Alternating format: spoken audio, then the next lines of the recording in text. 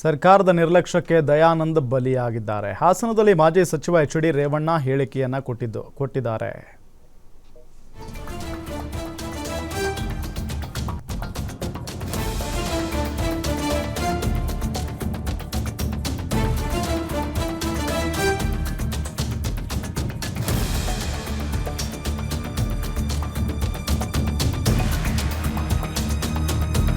ಸರ್ಕಾರಿ ಕೆಲಸ ಅಂತ ಹೇಗೆ ಮಾಡಿದ್ರು? ಹಣ ಏನೋ ಕೊಡುತ್ತಾರೆ, ಆದರೆ ಜೀವ ಕೊಡೋದಕ್ಕಾಗುತ್ತಾ? ಮೃತರ ಕುಟುಂಬಕ್ಕೆ 1 ಕೋಟಿ ಪರಿಹಾರ ಕೊಡಿ ಕೋರಿಯಾಗಿದೆ ನೋಡಿ.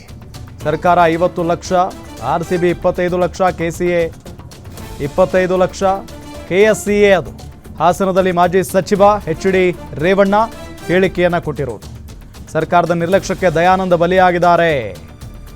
ದಯಾನಂದ್ ಅವರನ್ನ ಏನು ಸಸ್ಪೆಂಡ್ ಮಾಡಿದಾರಲ್ಲ, ಇದರ ವಿರುದ್ಧ ಬಹಳ ದೊಡ್ಡ ಮಟ್ಟದಲ್ಲಿ ವಿರೋಧ ವ್ಯಕ್ತವಾಗ್ತಾ ಇದೆ. ಪ್ರಾಮಾಣಿಕ ಅಧಿಕಾರಿ ಸಸ್ಪೆಂಡ್ ಮಾಡಿರೋದು ದೊಡ್ಡ ತಪ್ಪು. ಯಾವುದೇ ಒತ್ತಡ ಇಲ್ಲದೆ ಕೆಲಸ ಮಾಡ್ತಾ ಇದ್ದಂಥ ಒಬ್ಬ ಅಧಿಕಾರಿ ಅವರು ವಿಜಯೋತ್ಸವವನ್ನು ಸರ್ಕಾರಿ ಕೆಲಸ ಅಂತ ಹೇಗೆ ಮಾಡಿದ್ರಿ ಅವರು?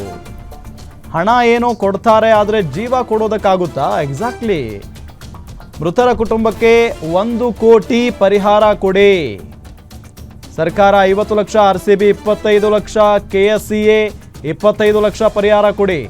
ಹಾಸನದಲ್ಲಿ ಮಾಜಿ ಸಚಿವ ಎಚ್ ಡಿ ರೇವಣ್ಣ ಹೇಳಿಕೆಯನ್ನ ಕೊಟ್ಟಿದ್ದಾರೆ. ನಾನು ಹೇಳೋದು, ಸರ್ಕಾರ ಇಂಥವಕ್ಕೆ ಅವಕಾಶ ಕೊಡಬಾರ್ದಾಗಿತ್ತು. ಒಂದು 3 ದಿನ ಬಿಟ್ಟು ಎಲ್ಲ ಅಧಿಕಾರಿಗಳು ಕರೆಸಿ ಒಂದು ಮೀಟಿಂಗ್ ಮಾಡಿ, ಈಗ ಪೊಲೀಸ್ ವರಿಷ್ಠಾಧಿಕಾರಿ ಹೇಳೋರು ನಾವು ಕೊಡೋಕ್ಕಾಗಲ್ಲ ಅಂತ ಹೇಳಿ ಅವರು ನಿನ್ನೆ ಒಂದು ಲೆಟ್ರನ್ನ ಲೀಕ್ ಮಾಡಿರೋದು ನೀವೇ ನೋಡಿದ್ದೀರಿ DPR ಸೆಕ್ರೆಟ್ರಿಗೆ. ಇಂಥ ಸನ್ನಿವೇಶದಲ್ಲಿ ಅದನ್ನು ಪಾಪನ DPR ಸೆಕ್ರೆಟ್ರಿನೂ ದೂರಕ್ಕಾಗಲ್ಲ. ಪಾಪ ಅವಮ್ಮನ ಒಳ್ಳೆಯಮ್ಮ.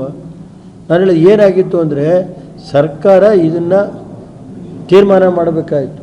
ಒಂದೇ ದಿನದಲ್ಲಿ ಕೂತು ಮಾಡಿ ಇಂಥ ಅವಕಾಶ ಕೊಡಬಾರ್ದಾಯಿತು, ಇಂಥ ಘಟನೆ ಆಗಬಾರ್ದಾಯಿತು. ಆದರೆ ಸರ್ಕಾರಕ್ಕೆ ನಾನು ಮನವಿ ಮಾಡೋದಿಷ್ಟೇ, ಯಾರು ಕುಟುಂಬ ಕೆಲವು ಆ ಮಕ್ಕಳಿಂದನೇ ಆಶ್ರಯ ಹೊಂದಿದ್ರು ಅವರಿಗೆ ಕನಿಷ್ಠ 50 ಲಕ್ಷ ರೂಪಾಯಿನಾರು ಕೊಡಬೇಕು. ಮತ್ತು RCB ಅವರು ಅವ್ರು 25 ಲಕ್ಷ ಕೊಡಿ. ನಿಮ್ಮನ್ನು ಮೆರವಣಿಗೆ ಮಾಡೋಕ್ಕೆ ಬಿಟ್ಟಿದ್ರೆ ಯಾವುದೋ ದುಡ್ಡು ಹೊಡ್ಕೊಳ್ಳೋಕ್ಕೆ. ಇನ್ನು ಕ್ರಿಕೆಟ್ ಸಂಸ್ಥೆಯವ್ರು 25 ಲಕ್ಷ, ಒಟ್ಟು 1 ಕೋಟಿ ರೂಪಾಯಿನಾರು ಕೊಡಲೇಬೇಕು. ಗೊತ್ತಾಯ್ತಾ? ಅಲ್ಲದವ್ರ ಕುಟುಂಬದವ್ರು ಇವ್ರ ಮೇಲೆ ಕಾನೂನು ರೀತಿ ಕ್ರಮ ತಗೊಳ್ಳೋಕ್ಕೆ ನಾನು ಕೆಲವು ವಕೀಲರನ್ನ ಮನವಿ ಮಾಡೋದಿಷ್ಟೇ, ಅವ್ರ ವಕೀಲರಿಗೆ ಸಹಕಾರ ಕೊಡಬೇಕಾಗುತ್ತೆ. ನಾನು ಹೇಳೋದು, ಸರ್ಕಾರ ಇಂಥವಕ್ಕೆ ಅವಕಾಶ ಕೊಡಬಾರ್ದಾಗಿತ್ತು. ಒಂದು 3 ದಿನ ಬಿಟ್ಟು ಎಲ್ಲ ಅಧಿಕಾರಿಗಳು ಕರೆಸಿ ಒಂದು ಮೀಟಿಂಗ್ ಮಾಡಿ, ಈಗ ಪೊಲೀಸ್ ವರಿಷ್ಠಾಧಿಕಾರಿ ಹೇಳೋರು ನಾವು ಕೊಡೋಕ್ಕಾಗಲ್ಲ ಅಂತ ಹೇಳಿ ಅವರು ನಿನ್ನೆ ಒಂದು ಲೆಟ್ರನ್ನ ಲೀಕ್ ಮಾಡಿರೋದು ನೀವೇ ನೋಡಿದ್ದೀರಿ DPR ಸೆಕ್ರೆಟ್ರಿಗೆ. ಇಂಥ ಸನ್ನಿವೇಶದಲ್ಲಿ ಅದನ್ನು ಪಾಪನ DPR ಸೆಕ್ರೆಟ್ರಿನೂ ದೂರಕ್ಕಾಗಲ್ಲ. ಪಾಪ ಅವಮ್ಮನ ಒಳ್ಳೆಯಮ್ಮ.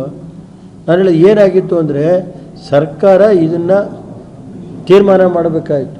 ಒಂದೇ ದಿನದಲ್ಲಿ ಕೂತು ಮಾಡಿ ಇಂಥ ಅವಕಾಶ ಕೊಡಬಾರ್ದಾಯಿತು, ಇಂಥ ಘಟನೆ ಆಗಬಾರ್ದಾಯಿತು. ಆದರೆ ಸರ್ಕಾರಕ್ಕೆ ನಾನು ಮನವಿ ಮಾಡೋದಿಷ್ಟೇ, ಯಾರು ಕುಟುಂಬ ಕೆಲವು ಆ ಮಕ್ಕಳಿಂದನೇ ಆಶ್ರಯ ಹೊಂದಿದ್ರು ಅವರಿಗೆ ಕನಿಷ್ಠ 50 ಲಕ್ಷ ರೂಪಾಯಿನಾರು ಕೊಡಬೇಕು.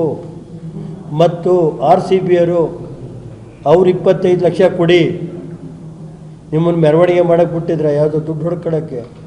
ಇನ್ನು ಕ್ರಿಕೆಟ್ ಸಂಸ್ಥೆಯವ್ರು 25 ಲಕ್ಷ, ಒಟ್ಟು 1 ಕೋಟಿ ರೂಪಾಯಿನಾರು ಕೊಡಲೇಬೇಕು. ಗೊತ್ತಾಯ್ತಾ?